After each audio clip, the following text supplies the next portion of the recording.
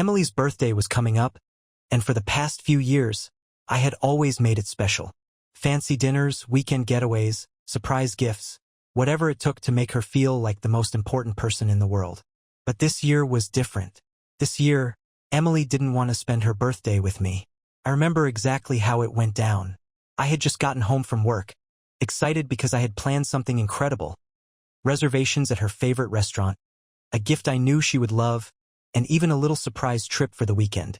I was expecting excitement, maybe even a hug, but instead, I got something completely different. "I already have plans," she said, barely looking up from her phone. I blinked. "What?" She sighed, as if I was annoying her just by existing. "I'm going out to dinner with some coworkers." Coworkers? That was new.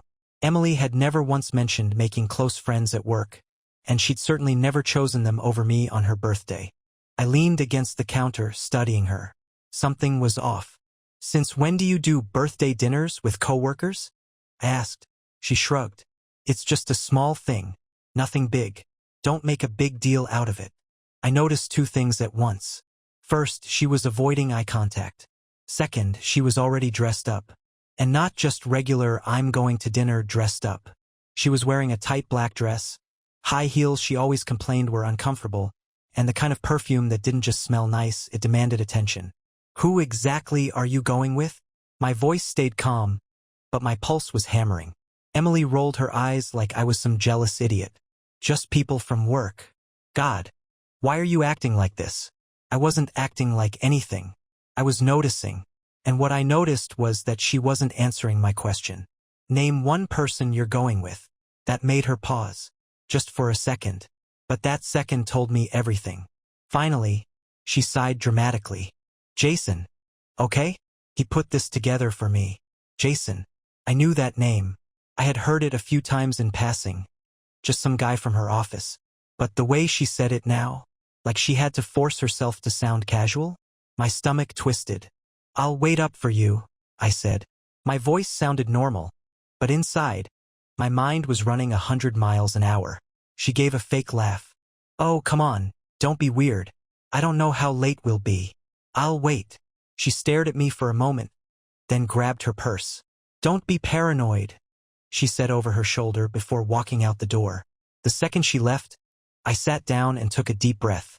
I knew something was wrong. I just didn't know how bad it really was. The door shut behind her, and I sat there, staring at the spot where she had just been. Something in my gut was screaming at me. This wasn't normal. This wasn't right. I pulled out my phone and opened our texts. Scrolled up. Scrolled down. Nothing weird at first glance, just regular conversations between a husband and wife. But then I saw it. She never mentioned this dinner. Not once. Emily was the kind of person who told me everything, at least she used to be. Even the smallest things, like when she had a dumb meeting or if she and some coworkers grabbed lunch. But she had never told me about this. And Jason.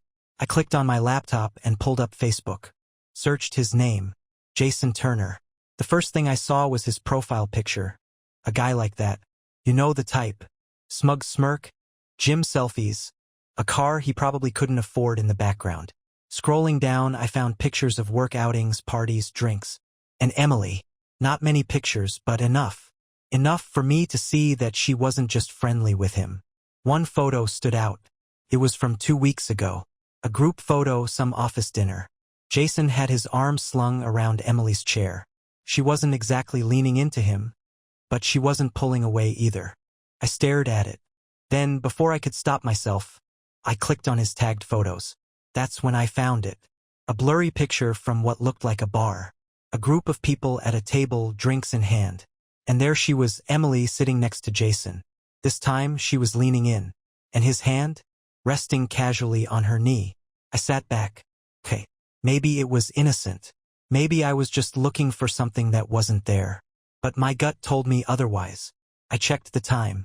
She had been gone for 20 minutes. I stood up, grabbed my keys, and walked out the door. I drove in silence, gripping the steering wheel so hard my knuckles turned white. I wasn't even sure what I was doing. I didn't have a plan. I just knew I couldn't sit at home and wonder. She had told me she was going to dinner. I knew the restaurant. It was one of the nicer ones in town. a place we had been to a few times together. My heart pounded as I pulled into the parking lot and scanned the cars. And there it was, her car. I parked a few rows away, far enough that she wouldn't see me if she walked outside. My pulse was hammering in my ears as I stepped out and walked toward the entrance. I stopped just outside the big glass windows, and then I saw her, inside, at a corner table, laughing, dressed in that black dress, hair perfect, leaning in just a little too close to Jason. Her eyes sparkled in a way I hadn't seen in a long time, not since us. And then Jason reached across the table. His hand brushed against hers. Not an accident, not casual, deliberate. She didn't pull away. I felt something inside me crack, but I didn't move. Not yet. I needed to see more. I needed to be sure. So I waited. I stood there, just outside the restaurant, watching them through the glass. Time slowed down. Everything else around me. People walking past, cars honking on the street, the muffled clinking of plates and silverware inside. It all faded into static. My focus was locked on them. On her. On Emily. She was smiling, laughing even. The kind of laugh where you tilt your head back, where your whole face lights up. The kind of laugh I hadn't seen from her in months. Jason leaned in, saying something, his hand casually resting near hers on the table. She tilted her head toward him, her hand brushing his arm as she spoke. That wasn't friendly. Not even close. My mind raced. The logical part of me was telling me to turn around. Walk away. Talk to her about it later when I'd cooled off. But the other part, the part filled with raw fury and betrayal, that part wouldn't let me leave. I pushed open the door and stepped inside. The hostess glanced up, ready to greet me, but I waved her off and kept walking. My shoes echoed against the hardwood floor as I made my way across the room. I didn't care if I was making a scene. Let everyone watch. Let them see. Emily didn't notice me at first. She was too busy leaning into Jason, her fingers now lightly tracing the rim of her wine glass as she spoke. Jason, though, he saw me. His eyes widened for a split second, and he shifted uncomfortably in his seat. "What's wrong?" Emily asked, noticing his change in expression. That's when she turned and saw me. Her smile froze, and for a moment, she just sat there, like a deer caught in headlights. Then she straightened up, her expression hardening. "Adam, what are you doing here?" she asked, her voice sharp and defensive. I crossed my arms, trying to keep my voice steady. "Funny. I was about to ask you the same thing." Jason shifted in his seat again, looking like he wanted to disappear. "Hey man, maybe..." "Shut up," I snapped, not even looking at him. My eyes stayed on Emily. She sighed and rolled her eyes, like I was the one being unreasonable. "For God's sake, Adam, it's just dinner. You're making a scene." "A scene," I repeated, my voice rising slightly. "You told me you were going out with coworkers. Plural. Not him." I jerked my head toward Jason, who flinched like I'd slapped him. "It's not a big deal," she said, her tone dismissive. "We're just having dinner. Just dinner." I gestured around the room. "You're in a dress you've never worn for me, wearing perfume you only break out for special occasions, and you didn't even bother to tell me who you were actually meeting. That's not just dinner." Emily's jaw tightened. "You're being paranoid." "Am I?" I leaned in, lowering my voice so only she could hear. "Because from where I'm standing, it looks like you're on a date." She scoffed, but I saw the flicker of guilt in her eyes. "Oh, come on. You're being ridiculous." "Am I?" I turned to Jason. "Tell me, Jason, is this just a friendly work dinner? Because if it is, you won't mind explaining why your hand was all over my wife in that picture from the bar." Jason's mouth opened and closed like a fish out of water. He glanced at Emily, who shot him a warning look. "Don't," she said, her voice low. "Don't what?" I demanded. "Tell the truth? Or maybe you're worried he'll slip up and admit what's really going on." "Nothing is going on," she snapped, finally losing her composure. "You're acting crazy." "Crazy," I repeated, my voice dripping with disbelief. "You lied to me, Emily. You lied about who you were meeting. You lied about what you were doing. And now you're sitting here, acting like I'm the problem." She stood up, grabbing her purse. "I don't have to listen to this." "Oh, you're going to listen," I said, blocking her path. You don't get to walk away from this. Move, she hissed, her eyes narrowing. Or what? I challenged. You'll call the cops? Go ahead. I'd love to explain to them why I'm here. For a moment we just stood there, locked in a silent standoff. Finally, she shoved past me, muttering something under her breath.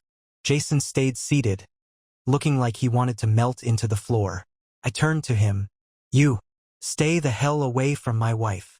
He nodded quickly, not meeting my eyes. I didn't wait for a response. I turned and followed Emily outside, the cool night air hitting me like a slap to the face.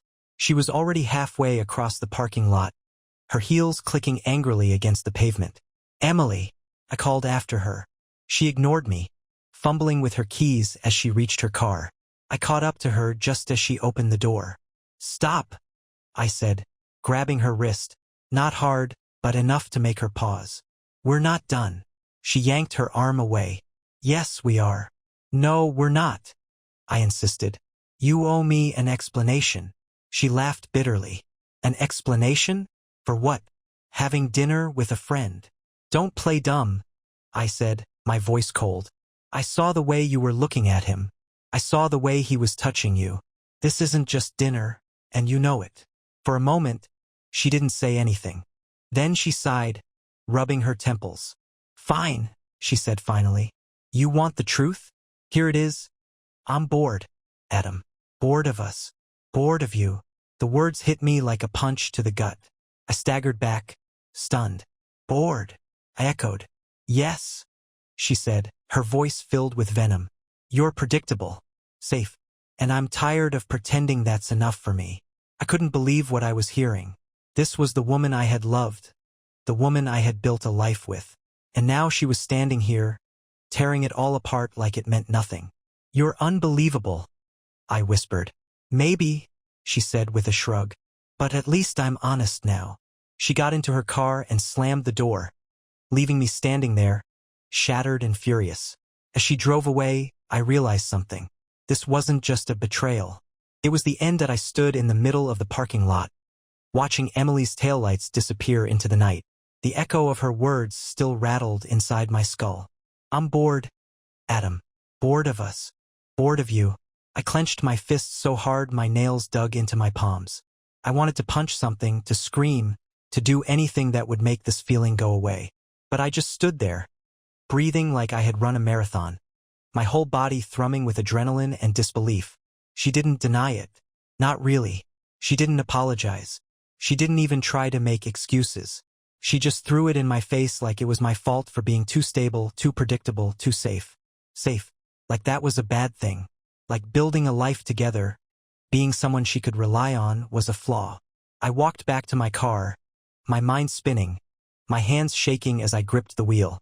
My first instinct was to go home, to wait for her, to force her to talk. But as I sat there, staring blankly at the road ahead, I realized something. She didn't care about talking. Emily had already made up her mind. And maybe she had made it up a long time ago. I drove around for an hour, aimless, my thoughts chasing each other in circles. At some point, I ended up in front of my friend Matt's house. Without thinking, I parked and walked up to his door, knocking harder than necessary. It was late, but after a few seconds, the porch light flicked on. The door opened, and there he was, squinting at me in confusion. Adam? He glanced at his phone. Dude, it's almost midnight. He stopped mid-sentence when he saw my face. I must have looked bad. She's cheating on me, I said flatly. Matt didn't ask if I was sure. He didn't tell me to calm down. He just stepped aside and let me in. An hour later, I was sitting on his couch, a half-empty beer in my hand, my brain still replaying every little moment from the past few months. The late nights, the sudden work events, the way she had started keeping her phone face down on the table. I had been blind. So what now? Matt finally asked. I exhaled sharply. I don't know. Are you gonna try to fix it? I laughed bitterly. Fix what? She basically told me she doesn't want me anymore. She's already checked out. Matt nodded slowly, tapping his fingers against his beer bottle. Then I guess the only question is, are you gonna let her walk away that easy? Something about the way he said it lit a fire inside me. No, I wasn't just going to sit there while she threw away our marriage like it was nothing. I needed to know everything. And I needed proof. The next morning, I woke up on Matt's couch with a stiff neck and a splitting headache. But my mind was clear. This wasn't just about my pride anymore. Emily was a liar. And if she had been lying about Jason, who knew what else she was hiding? I needed answers. And I knew exactly where to start. Her phone. When I got home, Emily's car was already in the driveway. I took a deep breath, bracing myself, then walked inside. She was sitting on the couch, scrolling through her phone like nothing had happened. Like she hadn't told me the night before that she was bored of me. Like she hadn't just spent her birthday on what was very clearly a date. She barely looked up when I walked in. Where were you? I ignored the question. Give me your phone. That got her attention. She stiffened, her fingers tightening around the device. Excuse me? You heard me, I said, stepping closer. If you have nothing to hide, give me your phone. She scoffed. I'm not playing this game, Adam. This is not a game, I shot back. You lied to me. You are lying to me.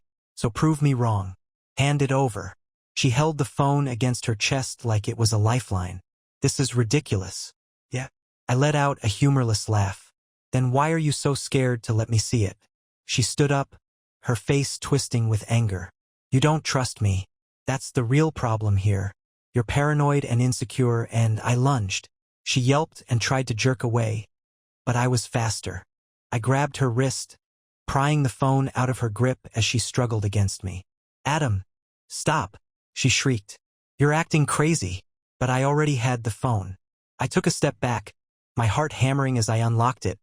The password hadn't changed. A small part of me hoped I was wrong, that I'd open it and find nothing, that she'd be pissed at me for invading her privacy, but at least I wouldn't have to face the truth. That hope lasted 3 seconds, because the second I opened her messages, I saw his name, Jason, and what I saw next made my stomach drop. Texts, hundreds of them. Some were harmless, work stuff, small talk. But then, as I scrolled further, the words changed. Last night was amazing. I can't stop thinking about you. Wish I was in your bed instead. I felt sick. My vision blurred with rage as I kept scrolling. The messages got worse. Much worse. Emily snatched the phone out of my hands, her face pale. How dare you? How dare I? I roared. Are you serious right now?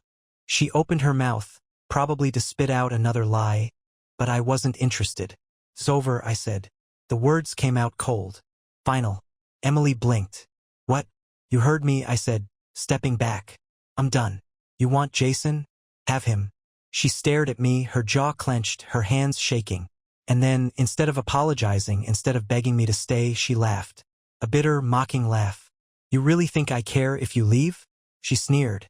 Go ahead, Adam. Walk away. See if I care. I looked at her, really looked at her. And for the first time, I saw her for what she was. Not my wife. Not my partner. Just a selfish, lying, heartless woman who had stopped loving me a long time ago. I turned around and walked out the door, slamming it behind me. And this time, I wasn't looking back. I didn't stop walking until I reached my car. My hands were shaking, my chest felt tight, and my pulse was pounding so hard I could hear it in my ears. But as I gripped the door handle, I paused. Leaving meant she won. Walking away now meant I was letting her go on her terms. No, I wasn't done yet. I turned around and walked right back into the house. Emily was still standing in the living room, her arms crossed, her lips pressed together in a smirk that made my blood boil. She thought she had the upper hand. She thought I would just leave, storm off, maybe cry about it to some friends, and let her get away with it. She was so wrong. I shut the door behind me, slow and deliberate. Her smirk faltered. What the hell are you doing? I stepped closer, my voice low and controlled. You think this is over? You think you're just gonna cheat on me, lie to my face, and walk away like none of it matters? She rolled her eyes. Oh my God, Adam. Stop being so dramatic. People break up all the time. I laughed. Actually laughed. Yeah. People also get exposed all the time. Her face twitched. What are you talking about? I pulled my phone out of my pocket and held up the screen. You see, Emily, I'm not a complete idiot. The second I saw those messages, I took screenshots and sent them to myself. She paled. You wouldn't, oh, I would. I stepped closer, watching her confidence crack like thin ice. And you know what? Maybe Jason's boss would love to see how he spends company time. Or maybe his wife would be interested in these little late-night messages. That hit a nerve. Her eyes went wide. Jason's not married. Yeah, well, he's got a girlfriend. A very serious girlfriend. I tilted my head. Didn't know that, did you? Her mouth opened, then closed. I took another step forward. How do you think she's gonna feel when she finds out her wonderful, charming boyfriend has been sneaking around with a married woman?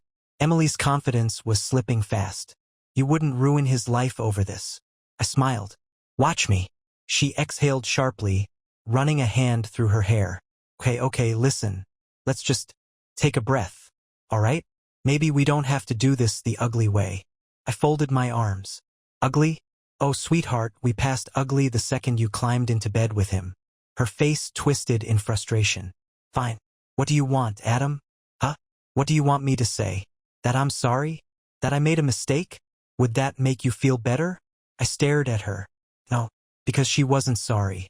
She wasn't sorry she hurt me. She was just sorry she got caught. Emily let out a breath and sat down on the couch, rubbing her temples. Look, we both know our marriage hasn't been great for a while. Our marriage wasn't great or you weren't great. I shot back. She scowled. Oh, don't act like you were perfect. Never said I was. But I also wasn't sneaking around behind your back. Her expression hardened. You really think you can blackmail me into staying? I laughed. Oh, sweetheart. I don't want you to stay. I just want to make sure you don't walk away from this thinking you got the last laugh. She rolled her eyes. What, you want revenge? You want to burn everything down? Fine. Go ahead. Tell Jason's girlfriend. Tell his boss. See if I care. I smirked. Oh, I will. But that's just the start. She narrowed her eyes. What does that mean? I took out my phone again, scrolling through my contacts until I found what I needed. It means I'm filing for divorce first thing tomorrow. And since we live in a fault state, that means your cheating is going to be a very big problem for you. Her lips parted. Wait, I kept going. That means I get to go after the house, the savings, everything. And guess what? I will. I'm going to make sure you walk away with nothing. For the first time, real fear flashed across her face. You wouldn't do that, she whispered. I leaned down, getting right in her face. You want to bet? Emily sat there, breathing hard, her eyes darting around like she was looking for an escape. But there was none. She had spent months, maybe years, thinking she was smarter than me, thinking she had me wrapped around her finger, thinking I would always be there, waiting no matter what she did. But she had no idea who she was messing with. I straightened up and walked toward the door. As I grabbed the handle, I turned back one last time. Oh, and Emily? She looked up, wary. I smiled. Jason's girlfriend? Already knows. And with that, I walked out, slamming the door behind me. Let her burn. The moment I stepped outside, the cold night air hit me like a slap to the face. My heart was pounding, my hands were still shaking. But for the first time since this nightmare started, I felt something close to relief. I had said what I needed to say. I had thrown the truth in her face. And most importantly, I had taken my power back. But this wasn't over. Not yet. I climbed into my car and sat there for a moment, gripping the steering wheel. My mind was racing. There was still one loose end I needed to tie up. Jason. Emily might have been the one who betrayed me, but Jason, he knew. He knew she was married. He knew exactly what he was doing. And from what I had gathered from their messages, he wasn't some innocent bystander who fell in love with the wrong woman. He was a predator, a guy who thrived on this, a guy who enjoyed sneaking around, who got off on the thrill of taking what wasn't his. I had seen his type before, guys who played dumb when they got caught but never actually felt bad about it. And the best part? I had already sent his girlfriend every single message. I pulled out my phone and checked. 3 missed calls. 1 from an unknown number. 2 from Mia Turner, Jason's girlfriend. A slow smile spread across my face. Showtime. I called her back and she picked up on the first ring. Hello? Her voice was sharp, shaky. Mia, I said. It's Adam. A pause. Then a sharp exhale. I got your messages. And? She let out a bitter laugh. And I'm sitting here looking at a year's worth of lies from the guy who's been telling me he just needed space lately. My jaw tightened. A year? Jesus. Listen, I said, keeping my voice steady. I don't know you, and I don't owe you anything. But I figured you deserved to know the truth. Yeah, well, thanks for that, she muttered. Then her voice turned cold. Where is he? Good question. I checked the time. It had been less than an hour since I left the restaurant, which meant Jason was either still there, blissfully unaware that his world was about to explode, or he had already snuck off to Emily's place to do some damage control. Not sure, I admitted. But if I had to guess, he's probably on his way to my house, trying to convince Emily I won't actually go through with the divorce. Mia made a disgusted noise. That absolute coward. I smirked. Yep. She went quiet for a moment. Then, I want to see him. That caught me off guard. What? You heard me, she snapped. I want to see his face when he realizes he's the one who's screwed. And I want you there when it happens. I hesitated. Mia, I don't think I need this. Her voice cracked slightly. I need to watch him fall apart the way he's made me fall apart. Just once. Before I walk away. I let out a slow breath. I got it. I really did. Fine, I said. Where do you want to meet? 15 minutes later, I was parked outside Jason's apartment complex, waiting. I spotted Mia before she spotted me.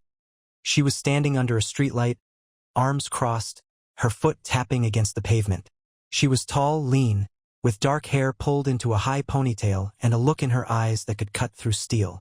I got out of my car and walked over. She barely acknowledged me, too focused on the door to Jason's building. You ready? I asked. She scoffed. I've been waiting for this moment for years. She pulled out her phone and dialed his number. We both listened as it rang once, twice. Then he picked up. Hey, babe. Jason's voice came through the speaker, all casual and smooth, like he hadn't been caught in 4K cheating. What's up? Mia's expression didn't change. Come outside. A slight pause. What? Come outside. Jason hesitated, and I could hear the gears in his head turning. He was trying to figure out if this was a trap. Mia, she snapped, her voice like ice. Or I start calling everyone. That did it. A few seconds later, the door to the building swung open. Jason stepped out, his phone still pressed to his ear. The moment he spotted Mia, then me, his whole body stiffened. Mia, he said, shoving his phone into his pocket. What are you doing here? She didn't answer. She just lifted her phone and tapped the screen. And just like that, Jason's world shattered. His eyes widened as he realized what she had just done. His phone buzzed in his pocket. She had just sent him the screenshots. Every single one of them. His face drained of color. Mia, I shut. Mia took a step forward, her voice deadly calm. You're disgusting. You're a liar. And you're a coward. Jason swallowed hard. Look, I can explain. Oh, I'm sure you can. Mia nodded sarcastically. I bet you've got a whole list of excuses lined up. Don't you? Maybe you were just friends. Maybe it didn't mean anything. Maybe you were going to tell me eventually. Jason's mouth opened, then closed. Mia smiled. It wasn't a nice smile. But guess what, Jason? I don't give a damn what your excuse is. She pulled something from her pocket and tossed it at him. Keys. Jason barely caught them. Wait, you're out of my apartment, Mia cut in. And I already called your boss. Jason flinched. What? Oh, you didn't think I'd stop with just ruining your personal life. Did you? She tilted her head.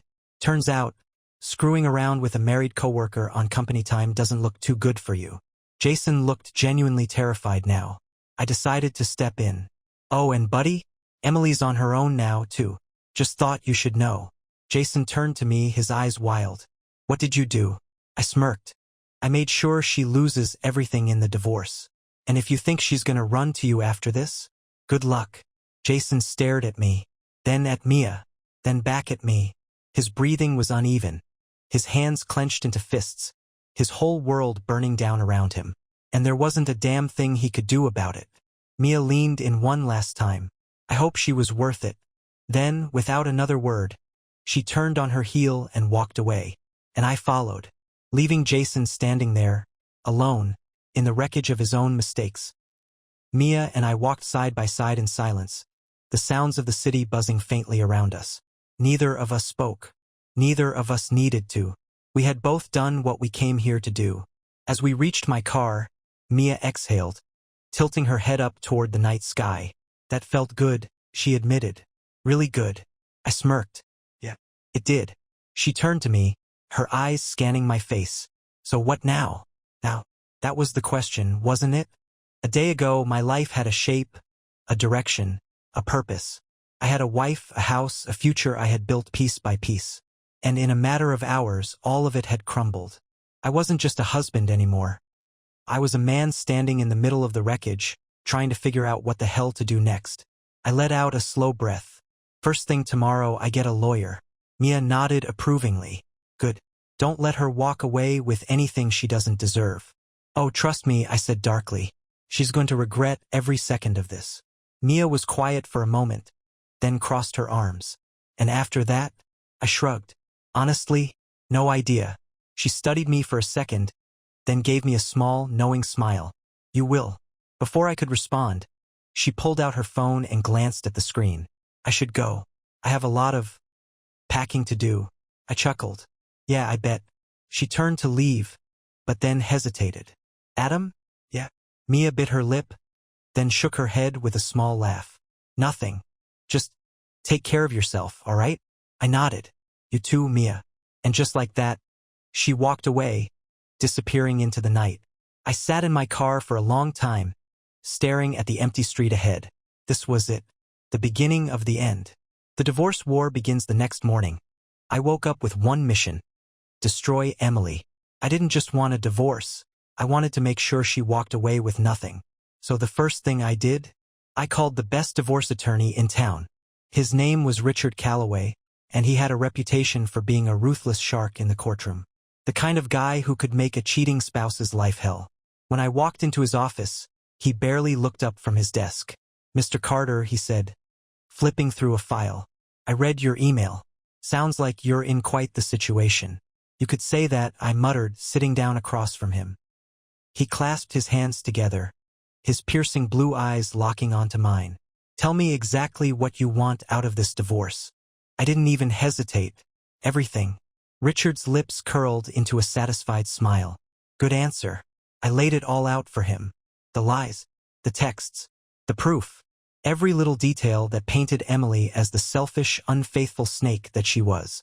When I finished, Richard leaned back in his chair, tapping his pen against the desk. You're in a fault divorce state, he said, which means her infidelity gives us leverage. A lot of leverage. I liked the sound of that. How much can I take from her? I asked. Richard smirked. That depends. Do you want the house? Yes. Half the savings? Absolutely. Alimony? I grinned. Can I? He chuckled. Under the right conditions? Yes. Emily had spent years living off my salary, barely contributing financially, always complaining about how stressful her life was. Well, guess what? Now she was about to learn what stress really felt like. I was going to take every last dollar I could. And I wasn't going to stop there. The fire started spreading by the time I left Richard's office. My plan was set. Emily was about to walk into the biggest nightmare of her life. And she didn't even know it yet, but she would. The first thing I did, I went home and froze our joint bank accounts. No more shopping sprees. No more dinners with Jason. No more using my money to fund her little affair. The second thing, I changed the locks. Emily had moved out the night before, probably staying at a hotel or Jason's place. And when she came crawling back, expecting to waltz in like nothing had changed, she was going to find herself locked out. And the third thing, I made sure everyone knew. I wasn't going to let her control the narrative. I wasn't going to let her spin some sob story about how we just grew apart or things just didn't work out. No, she was going to be exposed for exactly what she was. So I started making calls. Her parents, they got the screenshots. Her friends, screenshots. Even her boss. Oh yeah, that's right. Because guess what? Turns out her company had a morality clause. And cheating on your husband with a coworker? Big problem.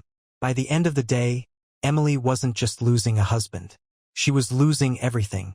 The final message that night, after completely dismantling her life, I got a text from Emily. It was short, simple. You're a monster.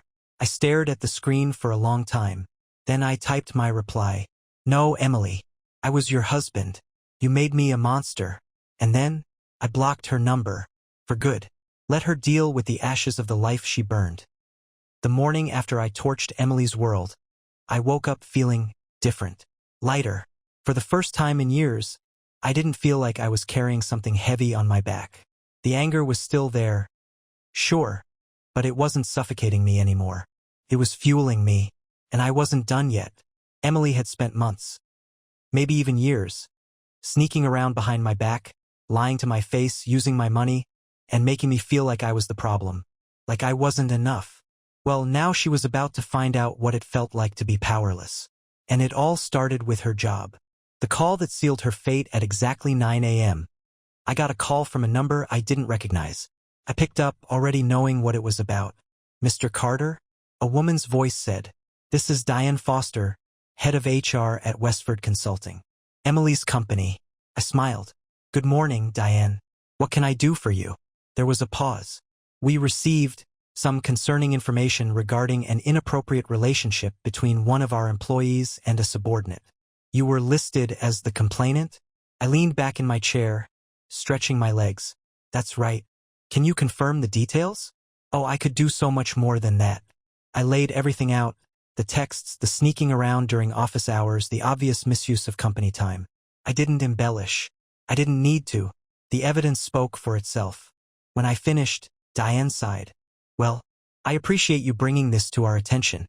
We take these matters very seriously." "I'm sure you do," I said smoothly. "And just so we're clear, Jason was her subordinate, correct?" A pause. "Then yes." I grinned, because that was all I needed to hear. She could have anyone she wanted, but she chose someone who worked under her. That wasn't just infidelity. That was a fireable offense. I kept my voice polite. "I trust you'll handle it appropriately." "Of course," Diane said. "Thank you for your time, Mr. Carter." I hung up. Then I sat back and waited for the explosion. The phone call I had been waiting for by noon. Emily's name popped up on my screen. I didn't answer. By 12:30, she called again. Still ignored it.